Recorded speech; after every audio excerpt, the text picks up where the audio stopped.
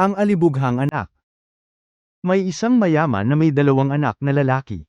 Ang bunso ay hiningi na sa kanyang ama ang parte ng kanyang kayamanan. Kaya naman hinati ng ama sa dalawa ang lahat ng kanyang yaman.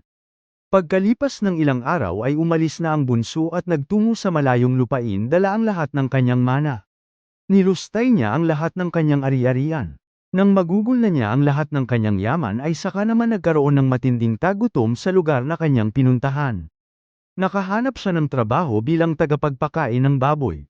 Sa sobrang gutom ay pati ang kaning baboy ay kanya na ring kinakain. Nang makapag-isip-isip ang bunsong anak ay naalala niya na sa lugar ng kanyang ama ay maraming upahang mga utusan. Ang mga yun ay sagana sa tinapay samantalang siya ay mamamatay na dahil sa gutom. Naisip niyang bumalik sa kanyang ama kahit bilang utusan na lamang at siya'y hihingi umano ng tawad. Tumayo siya sa kinauupuan at naglakbay pabalik sa kanyang ama. Malayo pa'y natanawan na siya nito at naawa sa sinapit ng anak. Niyakap niya ang anak at hinagkan. Sinabi ng bunsong anak, "Ama, nagkasala ako laban sa langit at sa iyong paningin. Hindi na ako karapat-dapat na tawaging anak mo." Gayunpaman ay tinawag ng ama ang kanyang mga utusan at sinabing, "Madali.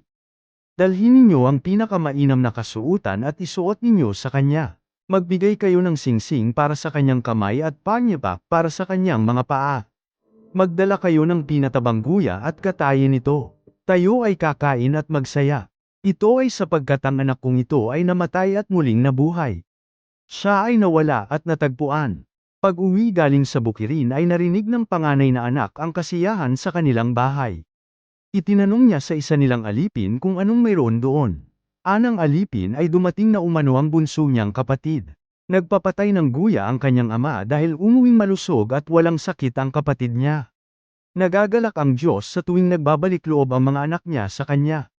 Maging mapagpakumbaba, aminin ang mga kasalanan, at magbalik loob sa Diyos. Iwasan ang pagiging mainggitin.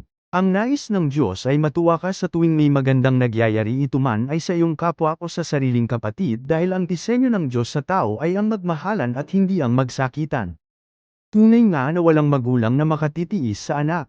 Gayon din naman, hindi kayang titiisin ng Diyos ang mga anak niya.